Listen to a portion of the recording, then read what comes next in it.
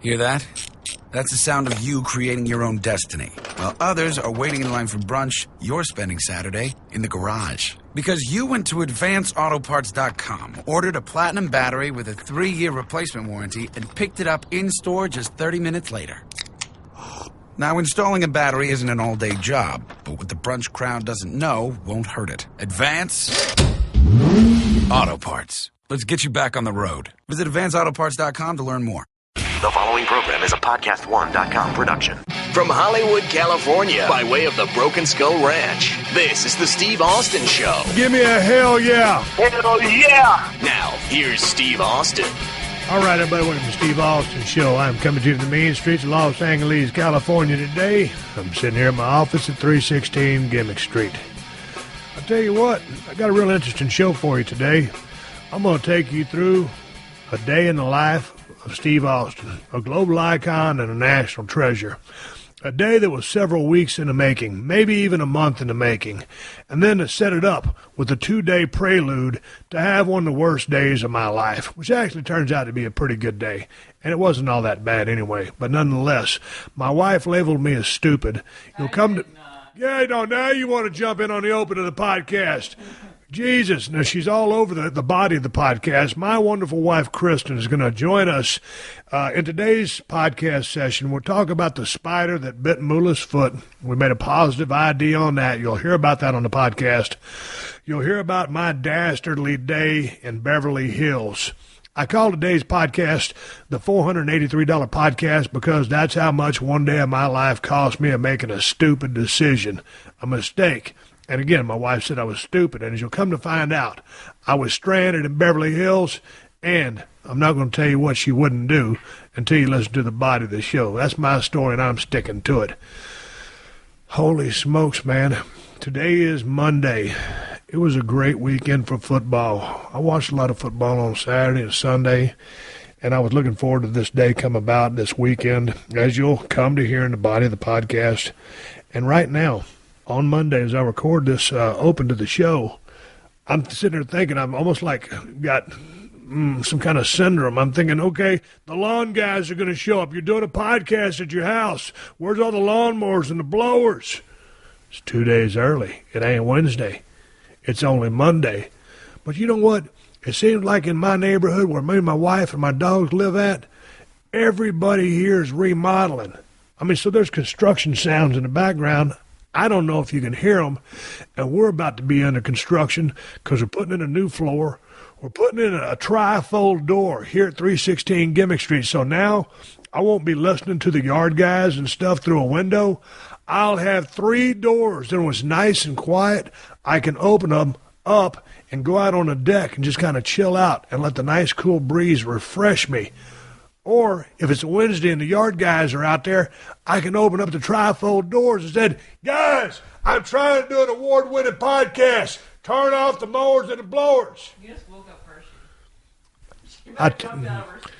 When I started yelling, Hershey jumped almost out of her. Well, she's already back to sleep again. She was asleep. Oh, she was dead asleep, and I woke her up. Now she's back to sleep, so I couldn't have scared her too much. So anyway, we're about to be under construction here at 316 Gimmick Street. I'll tell you what. Yesterday, Sunday, I was getting all ready to watch Clash of Champions pay-per-view at 5 p.m.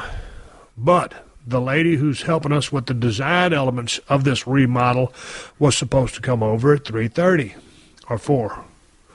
Was it 4? 3:30 and 4. Between 3:30 and 4. My point is, she was late.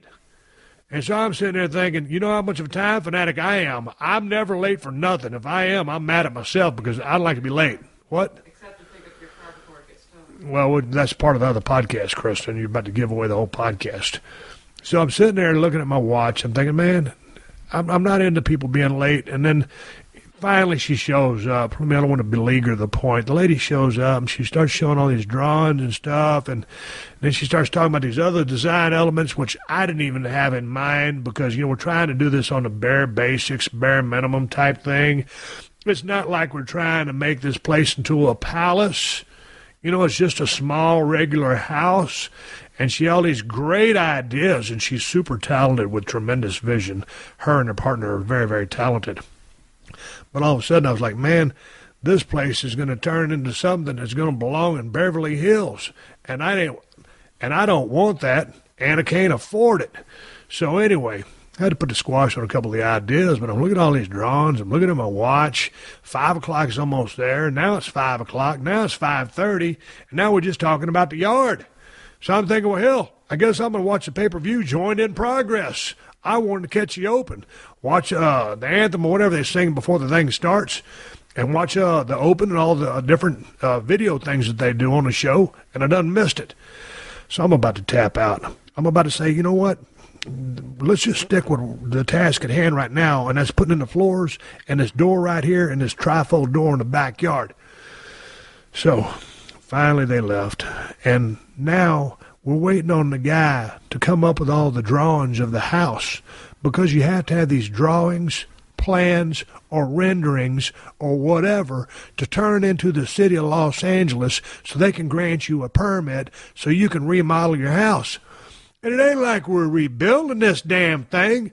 Hell, we just want to put in a trifold door here, a trifold door over there going to the swimming pool, paint it, and put a deck in the front yard. That's basically all we want to do. Swap out some window covers. That ain't nothing. But you got to pull a permit for all this stuff. And by the time the dude that's got to draw everything, he's like a surfer guy. He's like an old surfer. Yeah, man, I've been meaning to get to that, or I'm going to get to that sooner or later. As the locals call it, Venice time. Venice time. They call it Venice time over here, as quote-unquote my wife just said. We're in Marina Del Rey. Marina Del Rey and Venice are damn near the same thing. They're just back up right next to each other. So, you know, I'm 51 years old. Believe it or not, I ain't never remodeled nothing in my whole life. I bought a couple of houses here and there. But I ain't never remodeled nothing. I've seen my friends remodel stuff, but they'd see the permits put out there on the damn walls or the fence or whatever. I get it. I understand it. I just ain't never done it. And so it's a real pain in the neck, if you know what I mean. So between that going on, we're getting ready to try to make a trip to Sparks, Nevada to go see my brother-in-law. We're going to leave on Wednesday after we have a meeting down there and go talk beer with El Segundo Brewing Company. El Segundo Brewing Company, Broken Skull IPA, the best IPA in the United States of America. It's available all over California. Let me jump off that plug and go back to my story.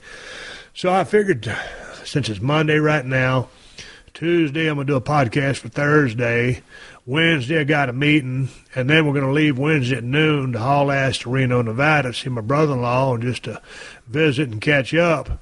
Well, then my RV guy calls, and he says, Steve, the generator on the RV ain't working. Your carburetor's gone bad. We need a new one. I got an Onan generator on that camper of ours. And the Onan generator runs the air conditioner in the back of the coach. We kind of need that air conditioner because we've got 2 dogs. And if you're just driving the thing, if you're riding shotgun like my wife is, navigating, you're fine and dandy. But if you're back there in the box, it gets kind of hot. Your refrigerator can run off LP, propane, whatever they call it. That's all fine and dandy. But if you're going to go down the road and you basically headed in the desert, you kind of need some air conditioning up in that mug. So I said, well, is there any way you can get that thing fixed by tomorrow? He said he's already on it. He's got a carburetor coming and going to try to put the carburetor on my damn RV so the dogs ain't sweating bullets back there with Moolah and her spider bite.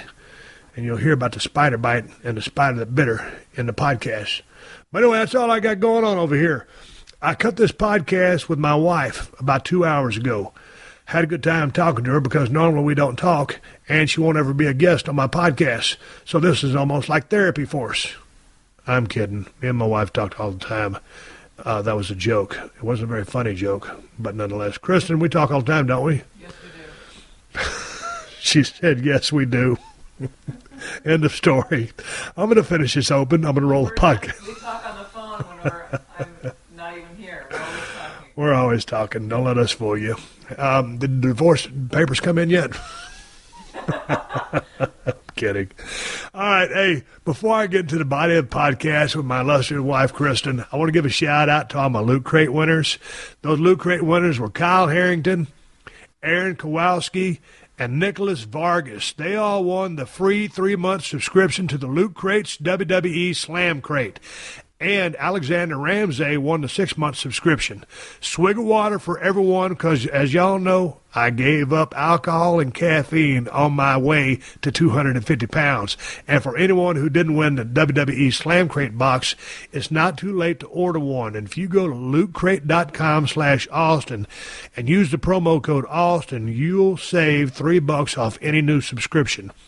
The WWE Slam Crate box is badass, too. The theme is the first, to celebrate some of the greatest first in WWE history. It's got a one-of-a-kind New Day collectible item, a shirt back from the grave, accessories from a special First Lady, and the first card from Austin Aries. A few crates will even have an autographed version of that card.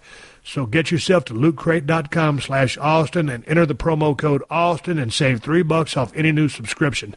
But you got to do it by 9 p.m. Pacific time on the 19th.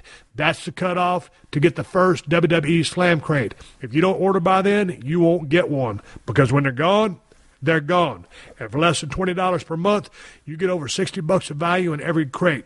So go to lootcrate.com/Austin, enter the promo code Austin, and get $3 off any new subscription. Hello there, you beautiful American, Canadian, British person, Australian. You know what? You might be from Russia or Montreal avec les habitants. C'est moi. It's me, Jay Moore. You know me from the More Stories podcast. I'm a comedian, I'm an actor, and I talk to people that fascinate me, like Brandon Boyd from Incubus, super funny Jim Jeffries, Jay Leno, Charlie Sheen, Lakers owner Jeannie Buss, and a whole lot more. Download a few episodes of More Stories now. More Stories podcast every Monday. Podcast One app, iTunes, podcast1.com. The Steve Austin Show. The Steve Austin Show. All right, everybody. Like I said, I'm sitting here at 316 Gimmick Street, sitting here at my desk, my office, my Pearl Beer Neon clock, secondhand spinning around like a rotisserie chicken. And we've had a lot of cards and letters coming here to the house, 316 Gimmick Street, wishing Moolah to get well. All right, that was a lie. That was complete BS. Moolah has not received a lot of cards and letters here at 316 Gimmick Street telling her to get well, but her foot is getting better. If you guys listen to the podcast in the past, you know I was talking about Moolah's left front foot getting bitten by a spider. And my wife noticed this about a week ago, give or take, and she noticed she was limping. And so she looked at her pad, and that pad was just red and inflamed. It was kind of hot. Now, this is before the swelling set in. So anyway, she thought immediately, I better go take her to see Dr. Gary, our veterinary guy that we've been dealing with for about 10 years. And this guy's just off the charts good, has a great bedside manner, and is extremely knowledgeable. If he tells you something's wrong with your dog, something's wrong with your dog. And he's just one of the best there is, and we're so fortunate to have him. So anyway, Kristin goes in there, and Moolah's in there, and the funny thing about Moolah, she hates going to the doctor. So she sits there stiff as a board on the table with her eyes wide open, with just her neck at full alert. And it looks like she's about to bite. And she won't bite, but she's just like those eyes of terror. And anyway, Dr. Gary is just so gentle. So he starts looking around and feeling of her foot and examining it. Kristin, jump in here. My illustrious wife, Kristin, decided to jump in on the podcast right now as I'm trying to turn in a podcast now and another podcast tomorrow, because we're going to make our way to Reno, Nevada tomorrow for about a week to visit her brother. I decided.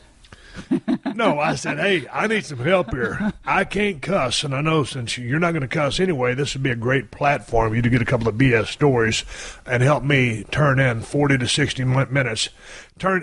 I know that since you don't cuss, this would be a great opportunity for you to help me turn in 45 to 60 minutes of either gold, silver, copper, aluminum, whatever it is, turn in for a podcast to Stacy over there at 90210. So anyway. No, she was on the table like a sphinx. Like a sphinx? Yeah, still. If she doesn't move, then she thinks Dr. Gary doesn't see her. So he starts examining her, and he just, man, because the spider bite was so fresh, he goes, man, I don't know. The only thing I can chalk it up to is maybe a spider bite. And so he gave you some, antihistamines? Antihistamines, and she's taking some anti-inflammatories.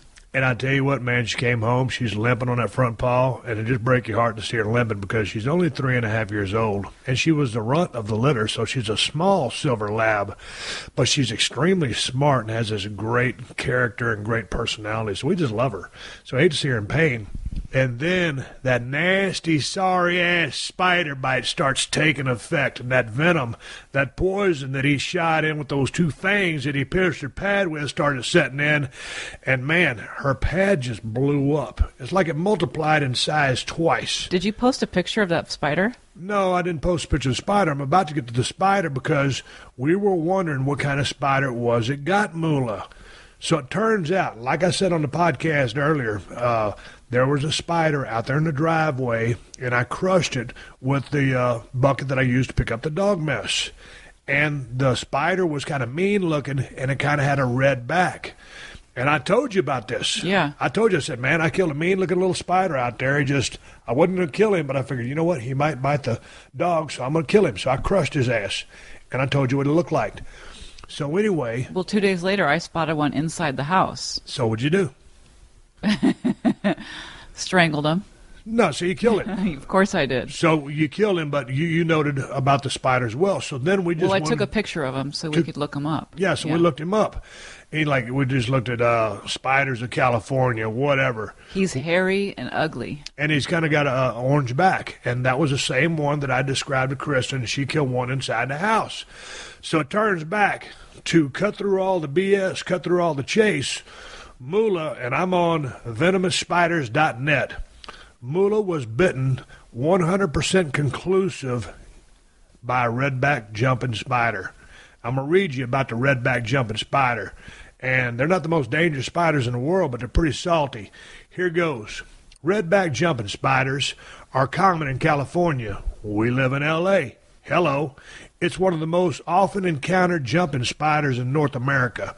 Before I continue to read, why has this damn thing got to jump everywhere, Kristin? Why can't it just walk? Should I buy it a pogo stick? What's the deal? Do I need to get the pole vault so I can get to where it's going? Some spiders, Kristin, as I came to read, are like, they're not like flyers or floaters. They're balloon. Just getting in a big breeze, they'll just kind of glide and let the breeze carry them places. But anyway, back to the redback jumping spider. Many people believe that the redback jumping spider is particularly dangerous to humans due to its red back, which is definitely not the case. The name Johnson jumper has been suggested as an alternative, as it is a jumping spider. The name is probably less confusing. Habitat. Redback jumping spiders prefer to stay in their tubular, silky nests beneath debris, wood, or anywhere undisturbed on the ground. Since a redback jumping spider is a sight hunter, it stays in its nest during days and when the conditions for seeing prey are poor. What does it eat? I'm glad you asked that, Kristin. That was a perfectly timed question. Hey, I'm getting good at this podcast. You need to start your own show. The Kristin Austin Podcast. Yeah. Diet. They eat prey almost up to their own size. The average size of their prey is, however, about half their own size. They feed on a number of different invertebrates, such as caterpillars, moths, and flies. They also eat spiders, most in the form of the larger females eating males. Appearance. Jumping spiders are hairy and grow to approximately 3/4 of an inch in length. The size of individual spiders shows great variability. The back of a jumping spider is distinctly red with a black strip if it is female. The rest of the body is usually entirely black. Now, the bites. The bite, Kristin, from a redback jumping spider is not fatal. The bites results in swelling and pain at the bite site, especially on a little paw like Moolah. The pain and swelling usually lasts for several days. Some people experience other symptoms as well from a redback jumping spider bite. And the spider belongs to the Salticidae family. I don't care what family it belongs to. The jumping spider is not considered as dangerous as many other spiders since its venom is not as toxic as, for instance, the venom of black widows. Bacterial infections around the site of a wound should, however, be avoided at all costs. The redback jumping spider is going to live to be about a year or two. Well, they live not in our house. And if we see one, we're sight hunters too, redback jumping spider. And said, let me send a notice out here and open up the window out here. So I talked to the courtyard. I'm serving notice to every redback jumping spider on this premise, on this property. I own 50% of this, but my wife owns the other 50%. So on behalf of our 100% combined, you never know, we might get divorced. On behalf of our 100% combined ownership of this part of planet Earth, I hereby forbid any redback jumping spiders to squat on said premise. You either pay rent, you work, you mow the yard, wash the car. I don't care, but you got to do something, and you cannot bite my dogs. That's a little history on the redback jumping spider, Kristin. Well, I was just thinking, remember when we lived in Malibu and we caught that black widow? Yeah. Molly, we named her. Yep. And we kept her for, 2 or 3 years? We had a black widow in a damn plastic. It was a big-ass plastic thing, so, it was living a nice life. That spider, by the time I bought it crickets every week. Oh, yeah, Kristin would go to the pet store and buy crickets to feed the damn thing. Here's the thing. As green or you're like a vegetarian, I can't believe that you would go buy a cricket and feed it to a black widow. Did that not go against any grain of your fiber about not hurting other animals? I'm not much of a cricket person. Yeah, the crickets, if they start rubbing their legs together and make a bunch of noise, sometimes that can get on your nerves. Yeah. Sometimes when you're out in the woods, they make too much noise. And they're kind of like roaches. Yeah, I'm not really fond of the crickets myself either. Locusts. I'm not really fond about a locust either. The noisy insects tend to bother me. Yeah, but go back to Molly. Okay, so back to Molly. So we had this black widow spider when we lived in Malibu, and we captured it. We put in this little plastic aquarium gimmick. And so we put some little foliage in there. We put some we had like a water cap full of water. Yeah. We had everything. I was going to build a little jungle gym in there for the damn thing, so I could get exercise. Well, they don't really move too much. No, they don't, and they're fine with that. Yeah. I could have the, I could be like a black widow spider. Just don't move a whole lot. But I got to go to the gym and work out so I don't get fat. But we had this black widow spider. We gave that thing to someone, didn't we? My friend Al. Yeah, we gave him now. So that's because he had a tarantula, and he just added Molly to his collection. So anyway, we gave Molly the black widow spider away. She was the biggest black widow you've ever seen, too. I even showed the Terminex guy. He could not believe the size. Man, if we'd have kept that spider any longer and it had got big enough, I would have sent it down to my taxidermist, had it mounted. We would have put it over the damn fireplace. Yeah. But anyway, enough about Molly the spider. For those of you that asked about Mula, she's doing fine now. She's playing now. She's still on she finished the last course of medication yesterday. Yep, yesterday. So she finished her medication. Her pad is almost back to normal. She doesn't sell the wound anymore. She's not selling it anymore. She kicked out and made a comeback. So that's the story about Molly. And Molly? So that's the story about Mula. And talking about Molly, our former black widow spider. We could say we had a black widow spider as a pet. Yeah, we did. How would we define that black widow as a pet? Would we say it was loving, it was quiet, it never bothered us, it was, But with the trouble with that, we had a hard time cleaning its, his home because of all those weird. They have like a very strange web. And the web is like irregular cotton in shape. Yeah. Black widows don't make great webs, but I can say. We come from a Labrador. I had pit bulls back in the day, and Sam was our pit bull back in the day. But when my wife turned me on to the Labrador Retriever breed, when we first met, I fell in love with the Labs. So we used to throw in tennis balls and stuff like that. There was a couple times when my wife wasn't around, and I took Molly out of the cage to play, and I would throw the tennis ball, and Molly would never return the tennis ball. And to do the same thing with the newspaper, she wouldn't get anything. So she wasn't good at fetching. No. And I was talking with Ted one time. I said, Ted, I got this black widow spider. I was wondering, maybe if we bring it out there to Tilden, if we go dove hunting, do you think this spider will go fetch a dove? And we never took the spider to Tilden, so I never got a chance to find that out. So I can't say that a black widow is a great pet. If you just want to look at a plastic container and just have something to look at, I guess they're kind of cool. Why did we decide to keep the damn thing? I don't know, but it's kind of neat how they feed. They suck the juice out of the crickets. So I'd have a bunch of cricket carcasses in there. Yeah, so I'd reach in there and, get out all the cricket carcasses, and I was too stupid to use like some tongs or like a reaching device or some chopsticks or something like that. I would just reach in there with my hand and pull them out. And so I always thought Molly was going to pull a rib on me, jump on my finger, sink her teeth into me, and inject me with poison. Because then I can just see, I'd have to put a tourniquet on my finger. I always think about it like this. As long as we've owned the ranch, Kristin, not one of us yet has been bitten by a rattlesnake. And that one time in the pavilion, when you saw that, baby rattlesnake, and it was about 1.5 feet long, and I was in the RV vacuuming it out with a shop vac, and I can't hear anyway, and I hear this god-awful, Steve. And then I come sprinting across the parking lot at about 6 miles an hour. Like, man, what the F is going on? There's a snake. There's a snake. So anyway, we exterminated the snake. But my point is, I was thinking, if you get bit by a snake, like a real poisonous snake, most people when they get bit by a rattlesnake don't die. But it's a horrible pain. But they can get a horrible infection. Yeah. And sometimes they got to lance it open. It's just got to heal from the inside out, and it might take months and months. So they can do devastating damage, and they can really eat you up. Well, we did have that big tarantula there that you relocated, and he returned to the front yard the next day. That tarantula was like a boomerang. I would get my Kawasaki mule, take it about 2 miles from my house, and the next day we'd be back. It was almost like if I could, you remember like Spock used to put his hand on something, he could mind meld with it? If I could touch the tarantula, because tarantulas can't talk, but it was like if I could read the tarantula's mind, he would say, "Why do you keep taking me away from here? I just want to hang out with you guys."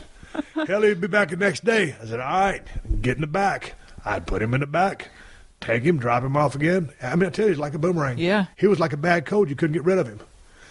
But anyway, enough about this stuff. But those are true stories. He wouldn't go away. Yeah, he wouldn't. Well, it's like every time we see a turtle down at the ranch, a box turtle. Chris says, we got to take it to the pond and put him in the water.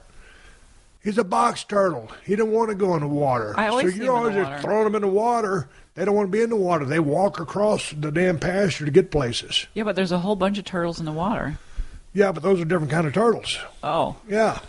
Yeah. Just because you see a turtle don't mean the damn thing wants to be in the water. Maybe we should not be in the business of relocating things. No. Anyway, on with the damn $483 podcast. What other stories were you going to tell about? Hey, before I get to my $483 podcast story, I want to tell you guys, we had a washing machine break on us about a year ago. It was actually about a year and a half ago. And on the spin cycle, this thing spins so loud that you would think that you were at the NHRA drag strip watching cars go down a damn quarter-mile strip. That's how loud this thing is. So finally, after a year and a quarter of putting up with this thing, me and Kristin looked at each other and said, man, just can't take it anymore. Well, the guy wanted to repair it, but he wanted $500 to repair it. And $500 is almost the cost of a brand new dryer or a brand new washer. So we said, well, piss on it. We don't want him to fix it. We just used it till it absolutely broke. Yeah, so we really used it till the wheels fell off. And so, man, we went and got a new brand, and it was a different brand, but it kind of matches the one we got. And I won't disclose the name of the brand. I'd like to. No, yeah, I know you'd like to, but we're not going to. And we're not going to acknowledge who we bought it from or who delivered it. But nonetheless, as soon as we get this brand new washing machine, it wasn't the fanciest one you could get. Top loader. It wasn't the Mac Daddy thing you could get, but it was a top loader, just like the other one. And as soon as we get it, the damn thing starts screwing up. And it's like it doesn't make the crazy racket, because the other one was so loud, I couldn't do a podcast while it was spinning. In the garage. In the garage with these 3 doors from China closing my office off, and they're not insulated. But I'm just saying that's how loud this thing was. But it was such a pain in the ass that we finally decided, hey, man, let's get rid of some money because we're tight. We're going to get rid of this thing because that's our quality of life right now. Well, and it wasn't working anymore.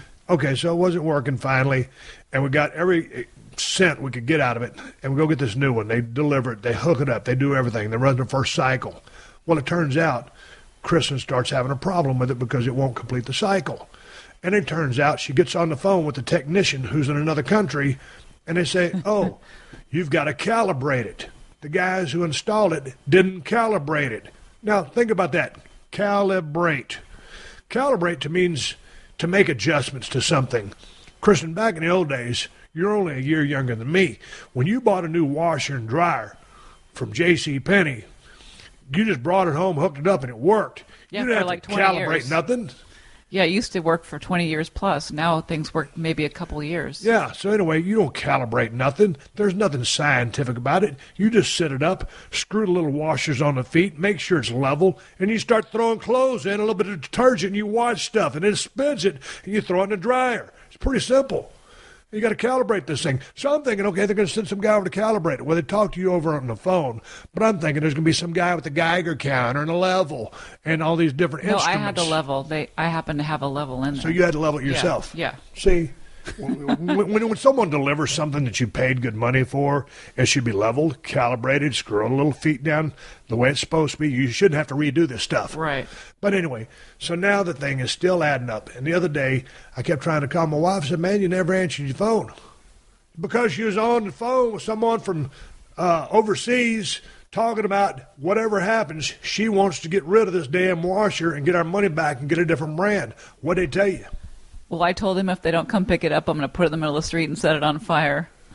Then they just look at their little notepad and say, oh, we're so sorry. Whatever. I can't remember what they told me. No, they tried to give you the blow off again. He says, I don't care. He goes, I don't care what your job is. I want to speak to a manager. Oh, yeah. He kept on repeating the same line over and over and over. I said, just stop repeating yourself because I want a different answer this time. I want to speak with a manager. So then he's like, oh, okay, well, you'll have to wait for a phone call from the manager. I still haven't spoken with a manager. So anyway, we're not happy with the design, and shoot. I said, I want to return this item. I don't want it anymore. It doesn't work. And it says in the damn rules that you got X amount of days, and we started having trouble with the damn washing machine immediately. The first week I started calling. Ain't like we've been using this thing for 6 months, and all of a sudden, hey, let's go get a different model. No, it ain't about that. We just want something to wash our clothes. I'm not looking for something sexy. I'm not looking for some different bells and whistles that you can program so you can hear all these sounds when your clothes are through spinning so you can throw them in the dryer. I just want something to wash my stuff, spin it, so I can dry it and wear it. And it won't do it. And it keeps going back to the default mechanism. It says 6 to 8 minutes left, 6 to 8 minutes left. No, it keeps doing that. So it's about got me at my wit's end. So like a 53-minute cycle lasts about 2.5 hours. Yeah, I can't work like that. You know, when I put it on like the delicate cycle, or like like guys wash clothes, all cold, don't even put no detergent in there, and just wash it so it can get wet and spin it so you get all the water out and then throw it in the dryer. And that's supposed to be a 36-minute cycle. I'm sitting there waiting. I got a meeting to go to. I'm saying, where the hell? I need my stuff to come go to my meeting. And it's in there, lollygag rest. It's 6 to 8 minutes left. It's been 6 to 8 minutes for 20, 30 minutes now. Well, now I know why your shirts always smell. You didn't put soap in there. No, that was a load I put in where I just put my stuff that I wore to the gym into the stuff with the towels and just in a dry cycle. I didn't wash it that time. But anyway, I digress. Getting out of my washing habits, I wouldn't recommend anybody do what I did. But it's lasted me 51 years, and now that I'm married to a wonderful wife who loves to wash clothes, so we're in a good place. What was before I get to the $483 podcast story, I wanted to ask you about what's up with your mother and QVC. She loves QVC. The other day I get over there, I open up her freezer, and there are 90 pot stickers in her freezer. 90. I said, Mom, where did all these pop stickers come from? Oh, honey, I was watching QVC, and they said they taste so good. I'm thinking, well, how do you buy something and you haven't tasted it? So then I had to throw those. I gave those away because she shouldn't be eating 90 pot stickers. Well, she's on a low-sodium diet. Yeah, she's on a low-sodium diet, and pot stickers are loaded with sodium. So then I get something in the mail. 25 veggie burgers. Mom, why did you buy me these veggie burgers? Of course, they talked her in. These people can talk anybody into anything. But what did your mother tell you about the 25 veggie burgers she sent you? She said they're delicious. You've got to try these. The people that call in swear by these veggie burgers.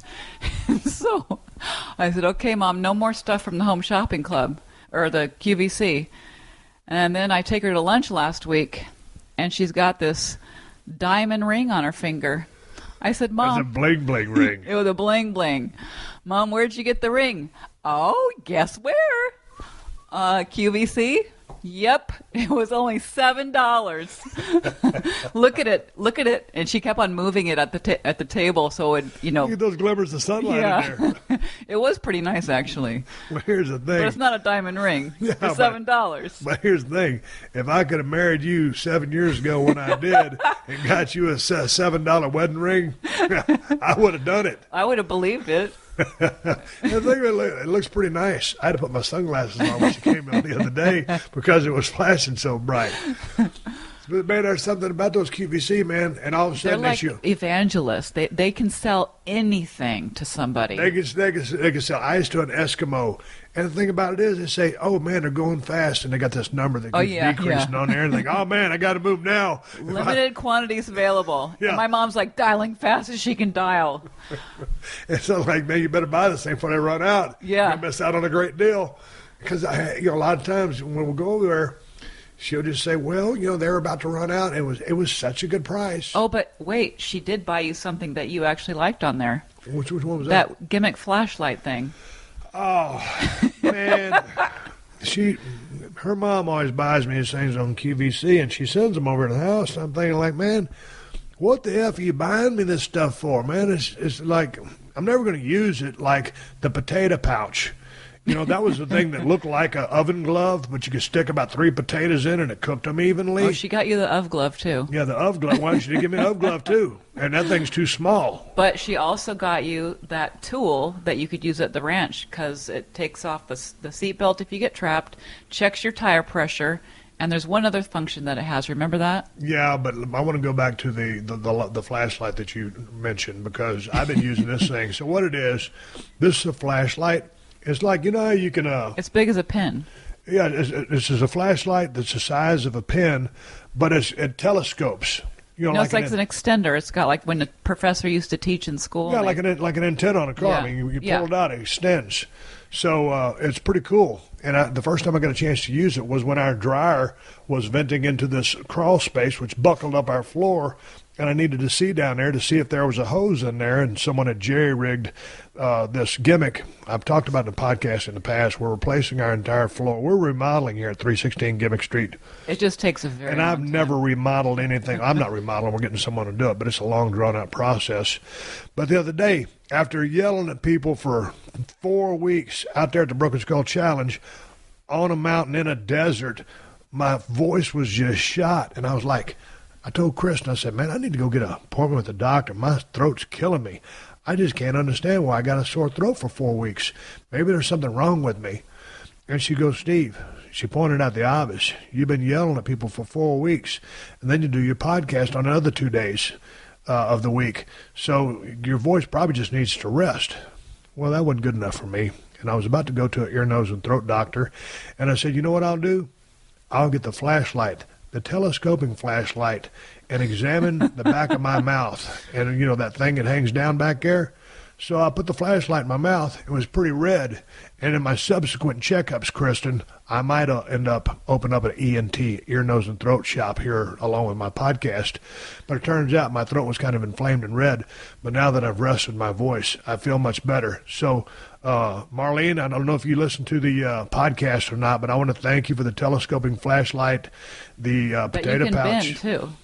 Do what? That thing, you can bend it in any direction. Oh, yeah, you can bend it. You can bend it in any directions. So, I mean, if you had to use this thing to do anything, you can do it with it. And so I want to thank you, Marlene, for getting me that in a potato pouch and all the other little gimmicks that you've gotten me over the years. But please, once you get back to QVC, do not buy me anything else.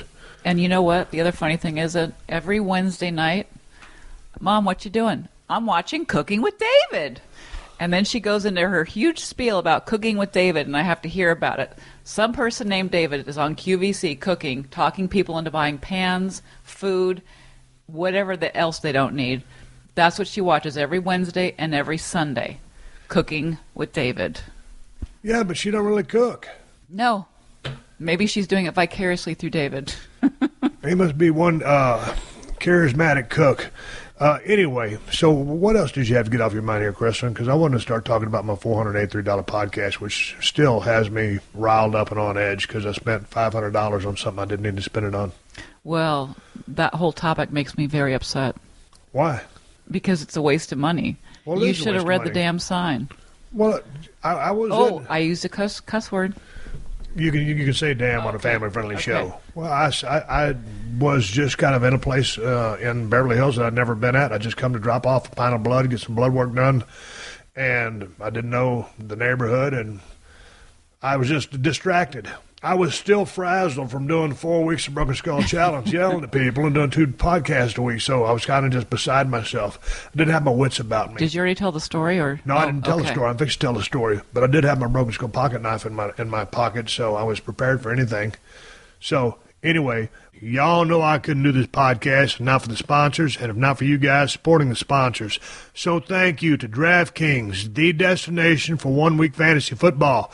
And if y'all were smart enough to draft Patriots rookie quarterback Jacoby Brissett last week, then y'all probably won some money at DraftKings. This kid shut down Houston. He had 100 yards pass and nearly another 50 rushing and a touchdown. We'll see if that torn thumb ligament keeps him out of this week's game. Otherwise, I might take him again this week. And here's the thing about DraftKings. You don't have to come in first to win money. The player who came in 800th in DraftKings Week 1 contest took home $100. Here's the other good thing about playing fantasy football at DraftKings. You ain't stuck with the same lineup week after week. So like I just said, you can draft a different quarterback or receiver or running back every single time you play. And this is a good weekend to do it because DraftKings is hosting another huge fantasy contest with over $1 million in total prizes up for grabs. So get to DraftKings.com now and choose your players for this weekend's contest. And if you use my promo code Steve, you can play for free with your first deposit.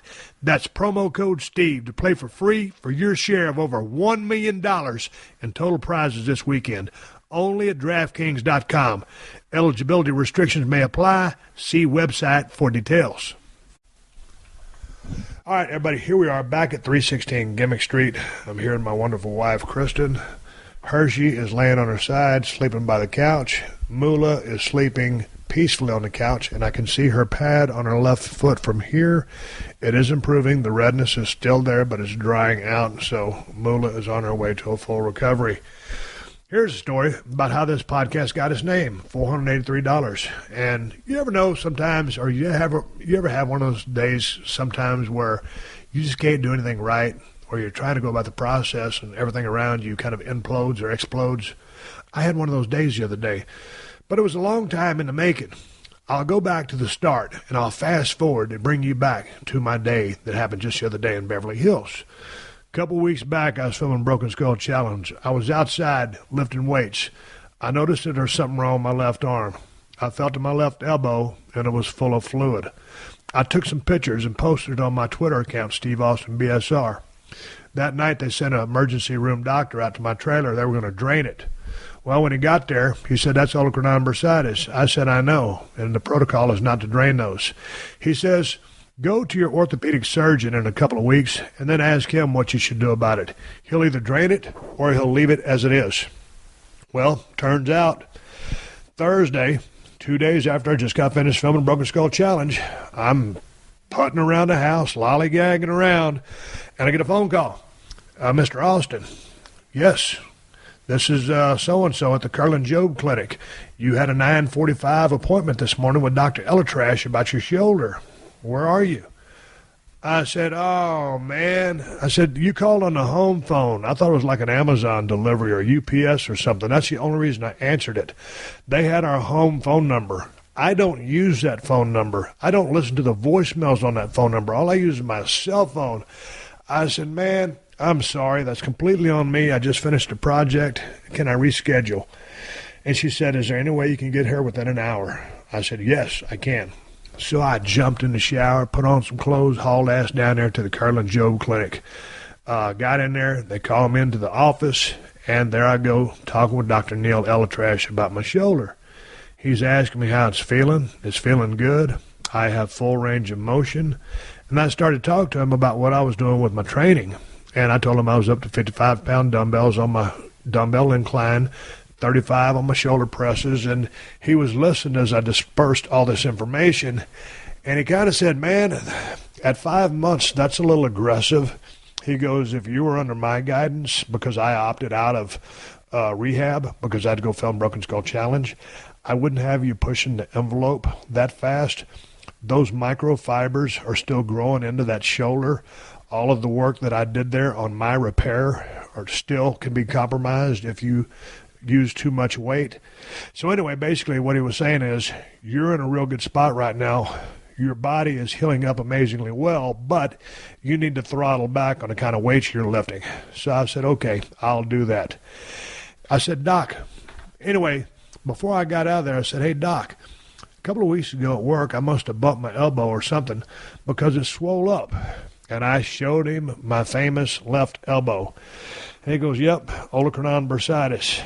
I said, Doc. Say that 10 times really fast. Yeah, olecranon bursitis, olecranon bursitis, olecranon bursitis, olecranon bursitis. I took my alpha brain. I could do it. So anyway, he says, what we'll do with that, he goes, you can either leave it like that and come back in a week or two since I'm just around the corner from you, or I can drain it now. I said, Doc, if you got time to drain it right now, I said, that'd be cool.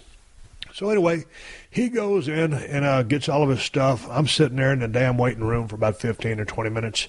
And then here comes him and his posse. And they come in there and they got some little needles. And they got one big needle.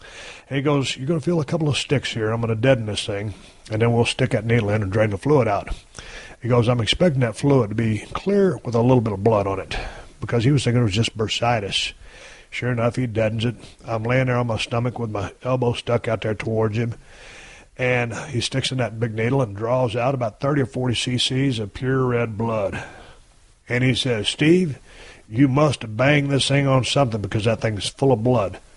What I'm going to do is send this out, see if it's infected for staph or whatever, some kind of bacteria infection, and I'll get you back the results. And then he shot in a couple of cc's of cortisone to calm the area down and kind of, be an anti-inflammatory agent, which is what cortisone is. So the shoulder's fine. I back off on the weights. And he says, I'm going to wrap these 2 ace bandages around your arm.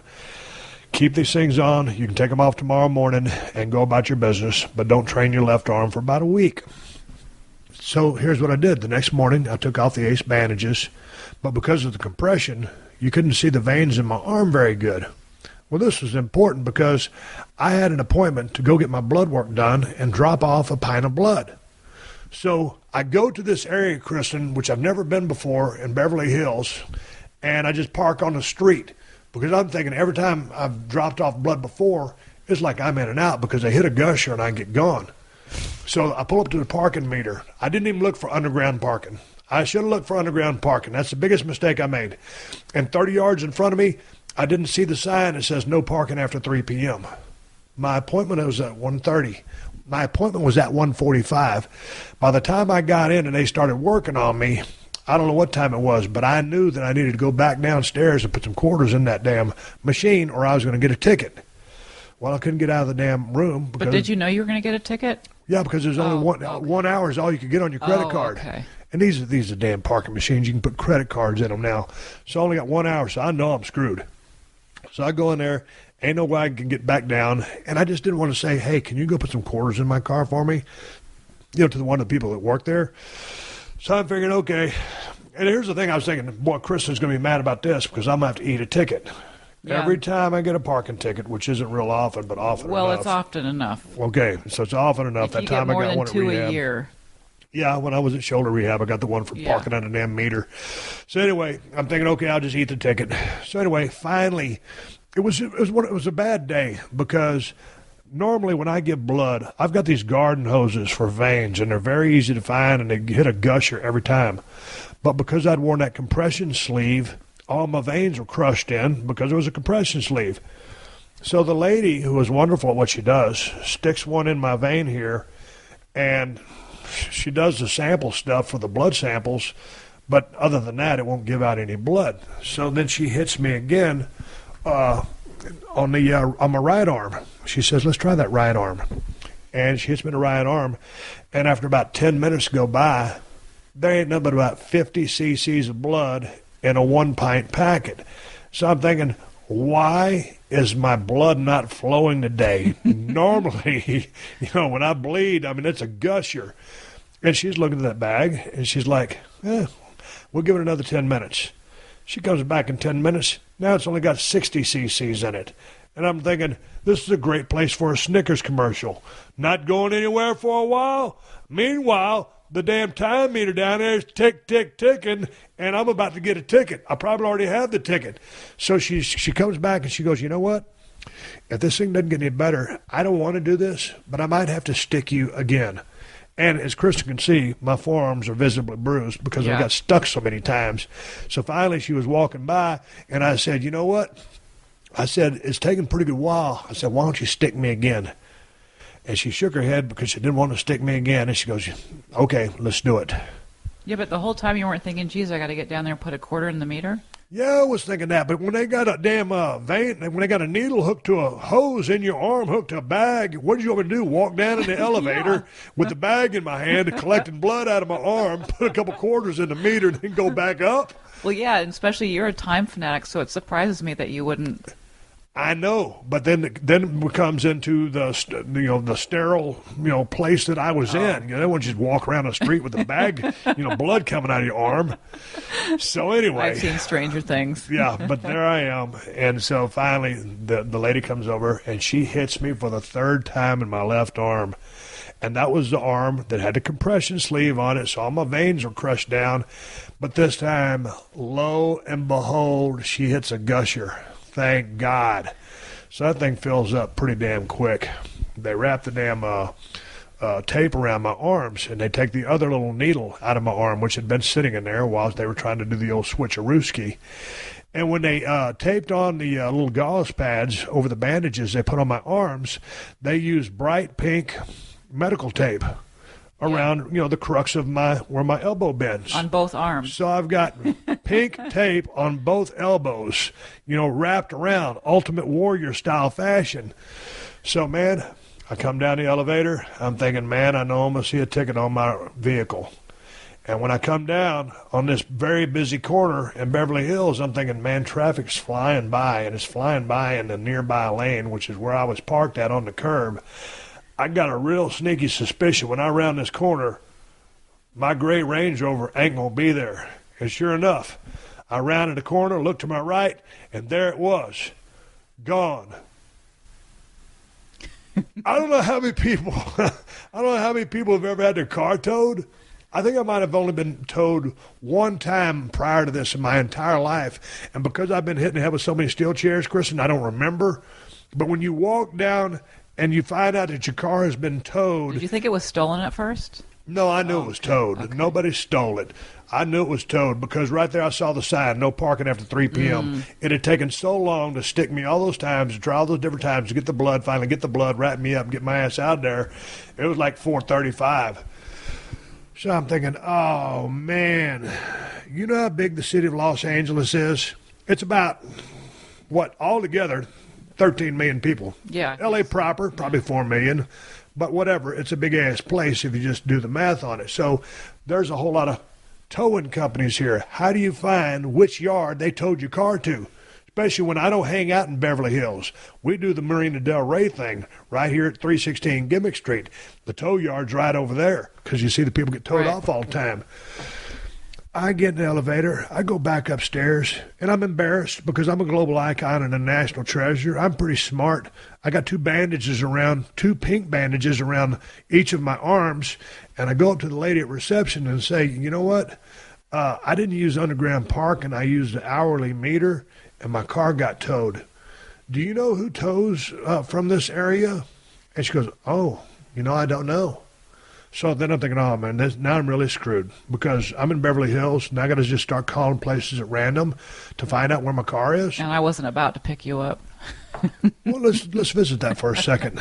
So I call my wife because it's Friday afternoon. I'm ready to just kick back, have a good weekend, watch college football Saturday, pro football Sunday, and just kick back. It's been a long-ass 4 weeks, and I'm ready for my first real weekend off.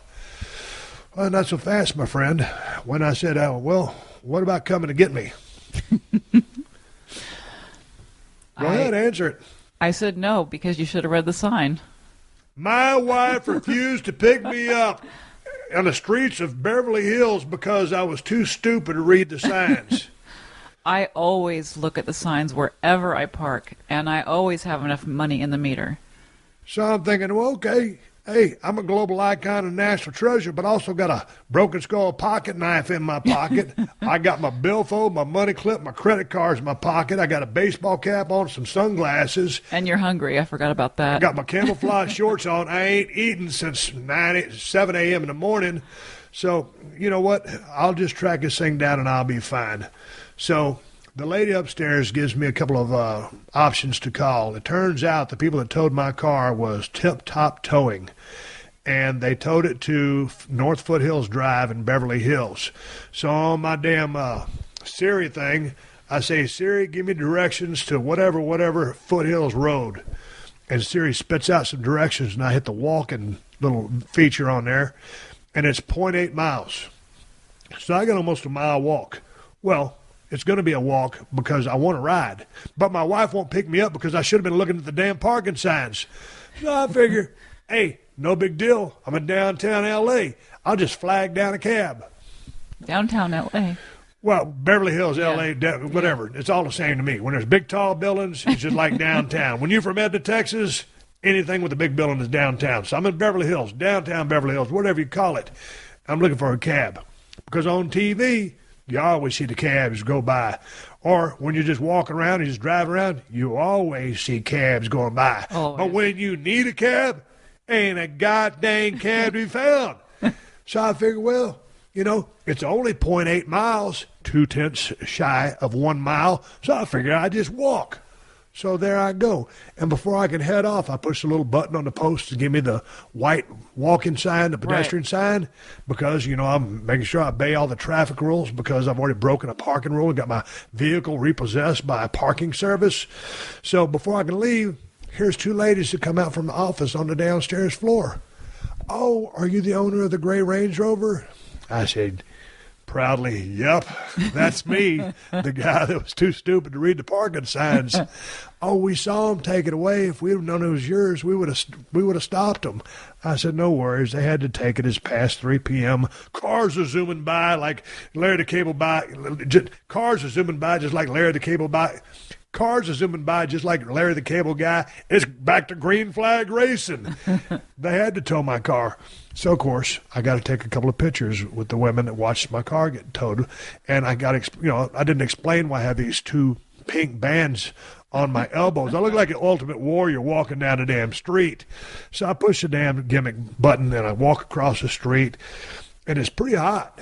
Yeah, we've had a strange, very strange heat wave going on. Once you get us among all that concrete and the sun's beating down on you, and I've been laid up in that air conditioner trying to give out a pint of blood and just tearing the life out of me because they couldn't hit the right vein. So all of a sudden I'm walking. I'm thinking, okay, 0.4 of a mile, take a left on Burton Way, another 3/10 of a mile, take a right on Foothills. It's going to be right up there. So I'm thinking, okay, I followed the directions. But I got to go to the Beverly Hills Police Department first to get a release before I can go to Tip Top Towing and get my car. Oh, boy. So then I think, well, where the F is Beverly Hills Police Department? But I've been there before. And you see it on TV all the time. I see it on TV all the time, and I pass by it all the time because UTA, United Talent Agency, reps me as far as my agents go. I get the damn shortcut. I cut across the road. There on my left, I walk right by the offices of United Talent Agency. Global icon and national treasure, schlepping by in a pair of tennis shoes, pink bandanas all over my arms, and a camouflage pair of shorts trying to kayfabe the fact that I'm going to BHPD to get a release on my car. I go inside the police department. I get up in the elevator. I go to the third floor. I go to the window. And as I look in, there's a big glass window. That's where they're behind that over there at the Beverly Hills Police Department. And this lady officer looked up, and she had a gigantic smile on her face. She recognized me right off the bat. So I just give her a big wave. Hello, I'm an idiot. I said, you ain't going to believe this. I said, I got my car towed, and they told me I had to come down here and get a release to get the thing out. I said, I've never done this before. What'd I do? Well, she goes, first of all, you got the wrong window. Let me walk you over to the correct window. So she took me over there. Long story short, I had to fill out some forms, provide photo ID, give them my credit card because it cost me some money to get the thing out of there. And so my first bill for the day, as far as the $483 podcast, was $117. And that's what they charged me, and that's the City of Beverly Hills Department vehicle release. $117, and I paid that on an American Express. Now, there's more bills to come. You sound like you're on Judge Judy. I wish Judge Judy, well, I'd have been guilty. So anyway, I get my release form, and she goes, just take this, hand it to the people at Tip Top Toe. And I said, where is Tip Top Toe? Well, that was the address I'd originally programmed in. It's another 0.6 miles back the other way. So my total walking distance, it was about 1.4 miles to Beverly Hills Police Department. Now I got to walk back to Tip Top Toe, and I go in there, present all my paperwork, fill out the forms, picture ID, credit card.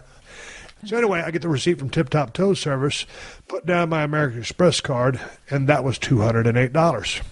So now $117 plus $208. But wait, there's more. Well, I don't know that there's more, but there is. So I'm inside there. I'm frazzled. I haven't eaten since, 8, 9 in the morning. I had brought a snack. When I called my wife and told her that my car had gotten towed and she wouldn't come pick me up because I was stupid and should have read the signs, she goes, my God, when's the last time you ate? I said, breakfast. She goes, do you have anything to eat? I said, yeah, I got an apple and some peanut butter and a water inside the Range Rover at Tip Toe Service. Tip Top, whatever the hell it's called. So anyway, I go over there. The guy says, let me go get your car for you. Of course, I had the keys. The keys were on my belt loop. I said, here's the keys. And he brings the car over. And I said, hey, man, how do you guys move these cars without damaging the transmissions? Anyway, explain to me how they did that. It's not important for you to hear. This little gimmick thing goes under the back wheels, and they just lift it up, and you're gone. So anyway, he comes riding up in my baby. You know, it'd been nice if they'd detail it or something for me, Kristin. It does need detailing. So anyway, I done got jacked for $117 by Beverly Hills Police Department, and they were extremely nice, and they were really, really cool. And then the guys at Tip Top Toe Service billed me for $208, and they were really, really nice, and they were very professional. They did their job. I parked in the wrong spot, and I was just fixing to get in my vehicle and head that thing home, and I was going to tell Siri, give me directions to 316 Gimmick Street. He goes, one more thing. I'm thinking, what in the world could it be? He goes, you also got a ticket. Those rat bastards, the parking enforcement had saw fit to give me a ticket. I just thought after I paid $117 to Beverly Hills Police Department, $208 to Tip Top Toe, that I was done. But no, I wasn't done. There was more. They handed me the envelope underneath the windshield wiper. I opened up the envelope after I got in the car and turned the air conditioner up to level 6 and put it on recirculation because I'd been walking in the heat. I was dying of thirst. My throat was a little bit parched. Here's one thing. When you walk into Tip Top Toe, they'll ask you if you want a nice drink of cold water, and they got a refrigerator full of water bottles. Thank you, Tip Top Toe, for the cold water because I might have died had I not got it. And then almost died of shock. The ticket was $158. $158. I put my credit card into the machine, Kristin. All I could get was $1 worth of parking. 1 hour. 1 hour. Okay, before you jump in here and just start shredding me, I should have seen the sign 30 yards in front of me. I'm well aware of that. I'm almost a Los Angeles native now, although I'm always going to be from Texas. I know the lay of the land here. I should have looked for the sign. I should have went to underground parking and just got the little gimmick like you always do. Go through the booth, talk to the lady or the dude there, give them your credit card, and then just get out when the alligator arm lifts up and you get out of underground parking. At the very least, had there been an earthquake, I wouldn't have been in underground parking. But there wasn't an earthquake. I got a $158 ticket, and my damn car's gone to Tip Top Toe. That's your third reminder of the. They keep reminding you as you progress that day of the bad decision you made with the ticket, then the towing, then the police department, and how much did you spend on parking initially? $1. $1. Okay. Well, yes, $1 for an hour. That's pretty good. That's what it was. So Wow. I guess I said 483. I guess if you included, well, that wasn't really a penalty, but I could say this is a $484 podcast, but I'm sticking to 483. All right. So, but here's the thing. I tried to do a good thing to check on my health, get my blood tested, and also drop off a pint of blood. So there in the process, trying to help my brother out, and then got stung on the backside because I parked in the area that you ain't supposed to park at. They told my car, everybody who had something to do with it wanted something out of it. So everybody that wanted something out of it, that means that because I was a responsible party, that money was having to come from my back pocket. Or in my case, because I use a money clip, my front pocket, where I keep my credit cards and my driver's license. And both were used plenty that day because everybody wanted to see who I was, and they wanted proof of who I was. I could just go out there and say, if you want your car back, give me a hell yeah. I had to show them a picture. Yep, that was me, the dude that you used to see on TV all the time, guzzling beers. Here I am in person, looking like an idiot behind the glass saying, can I get my car back? And here's the topper to the story. Because where I was at in Beverly Hills, and I was going to Beverly Hills Police Department by way of Tip Top Toe, I passed right by Maple Street in Beverly Hills.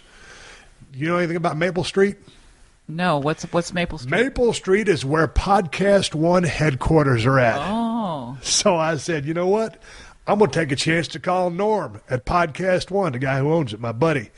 So I'm going to call Norm at Podcast One. I'll see if he's there. Maybe he'll give me a ride. He'll give you a ride. Yeah, that's straight up what I was thinking. And it'll be just good to see him. So I said, Siri, call Norm Pattis. I got about 6 numbers for Norm.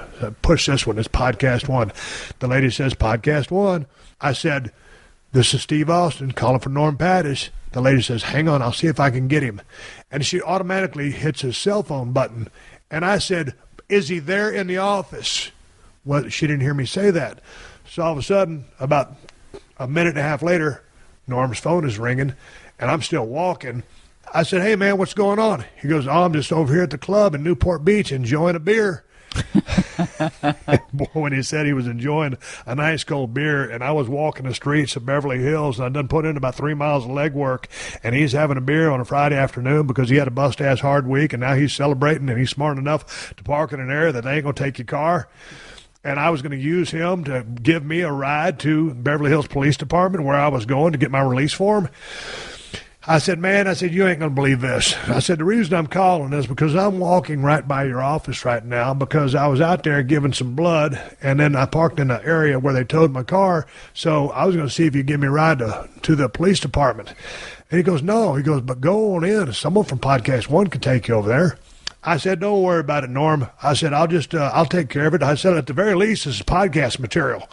He goes, no. Go inside and ask someone to take you over there. I said, no, enjoy your beer. I'll talk to you in a couple of days.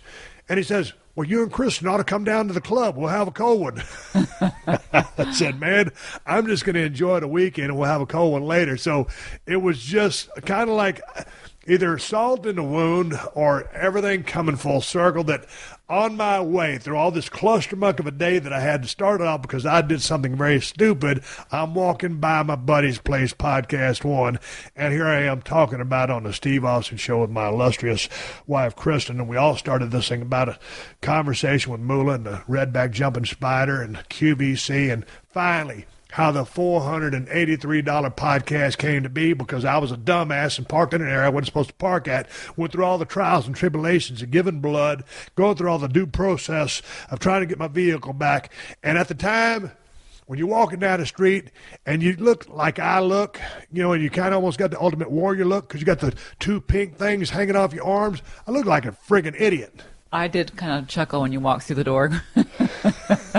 Yeah, it's almost like Spirit of 76. Got the guy who played the snare drum, the guy playing the flute, the guy with the limping leg. I come walking in, and I just looked like I was beat down. I was frazzled as hell. I was like, really? I did give you a hug. What? Boy, that hug meant the world.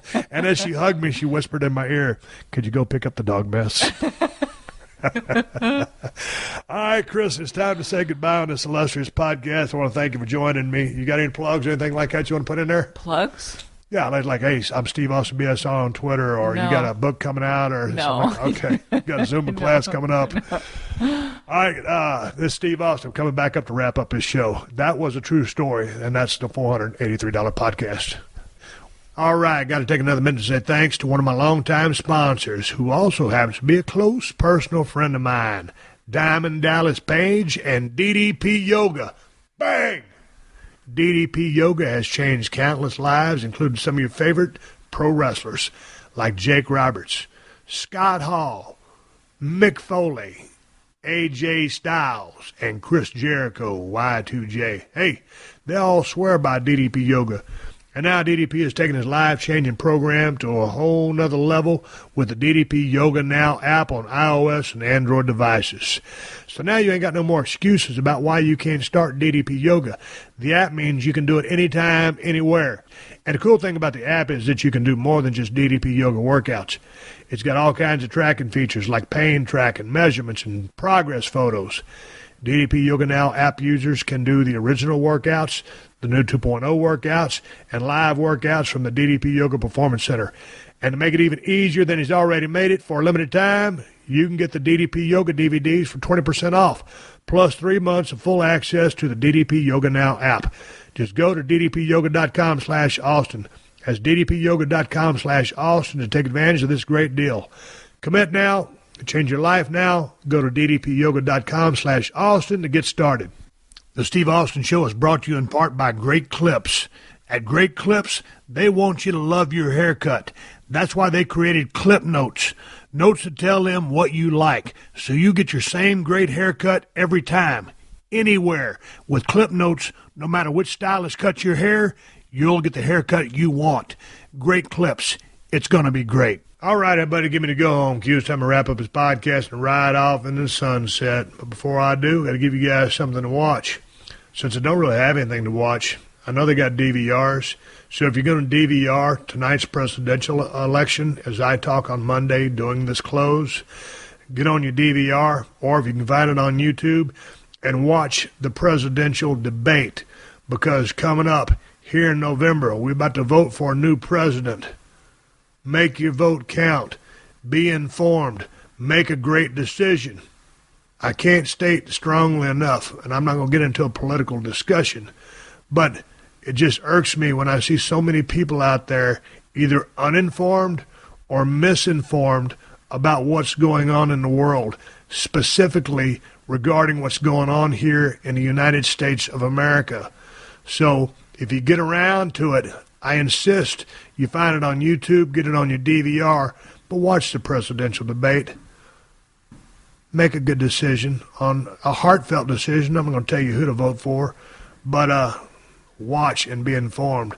This country is spinning out of control, and we've got to have a come to Jesus meeting and get back in control, and that's all I got to say about that. Hey, man, I got some new T-shirts coming to ProWrestlingTees.com and BrokenSkullRanch.com.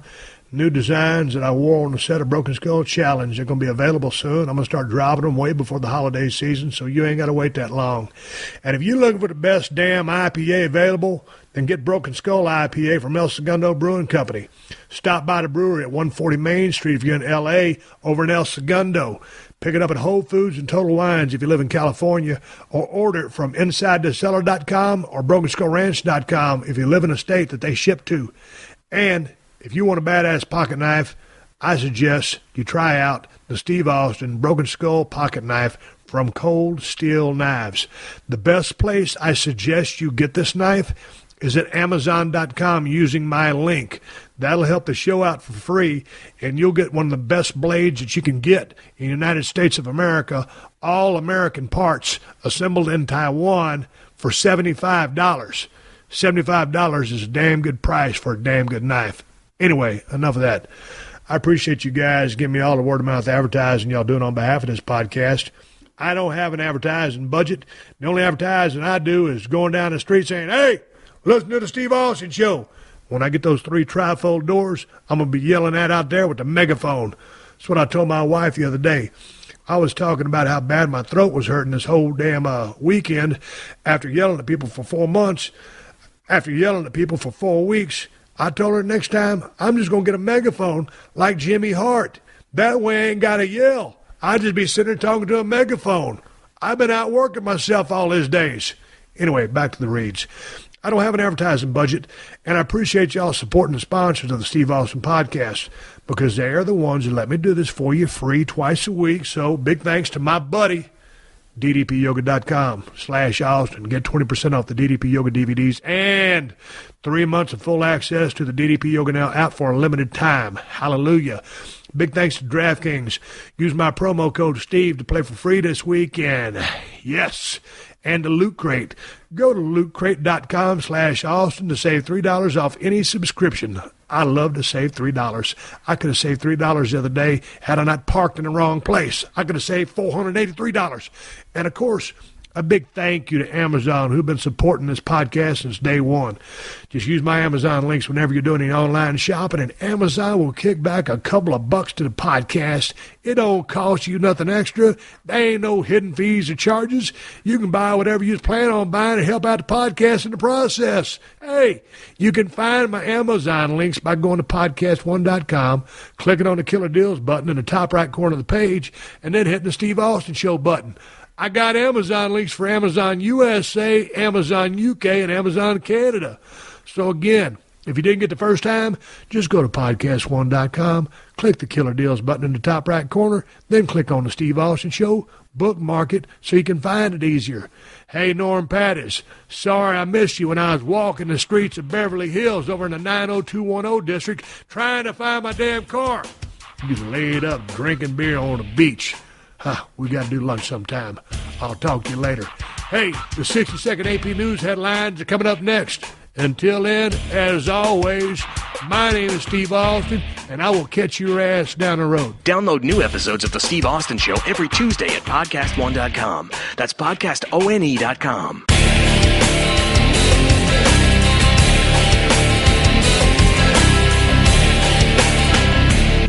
I want to say thank you to Drop Stop, one of the great sponsors of this show. Drop Stop is the original patented seat gap filler, as seen on TV Shark Tank. Get the original Drop Stop at buydropstop.com and use code STEVE for 2 free gifts and free shipping. Stay tuned for the latest AP News headlines from Podcast One right after this. When shopping for car insurance, consider this. Geico has been saving people money on car insurance for over 75 years. So if you're serious about savings, it's simple. Go to geico.com. After 75 years, they know how to save you money. Update. I'm Carlotta Bradley. Southeastern governors are dealing with the aftermath of Hurricane Matthew. Florida Governor Rick Scott. The brunt of our problem is really right now in Northeast Florida. I'm going to be here until people get back. I want them back to work. I want the businesses open. I want people back to school. I want people in their homes, and I want them to have power. South Carolina Governor Nikki Haley says power needs to be restored and roads fixed so evacuees can get back home. We are dealing with flooding. We are dealing with trees down. We are going to deal with debris removal. And so we ask for your patience. North Carolina Governor Pat McCrory says 3 people have died in the state, so residents need to understand just how bad conditions are. From Raleigh all the way east, stay off the roads, stay in your house, watch the football games on TV, bunker up. 3 people have died in Georgia, 4 in Florida. AP Update. I'm Carlotta Bradley.